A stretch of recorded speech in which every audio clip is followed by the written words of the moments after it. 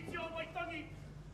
Ka maharake ki ngā tīpuna o te rohei haina i te tiriti. I tauranga nā praone te kape. I konei nā hemi whedab toko whā. Nā rangatira o Apanui haina. Ka mutu no mātau kuraua. A mōnita tērā no hieia te rōpū whakamana i te tiriti o Waitangi. Nō reira te whakatohea. Ngā iwi o te raupatu, ngā iwi o te tiriti o Waitangi.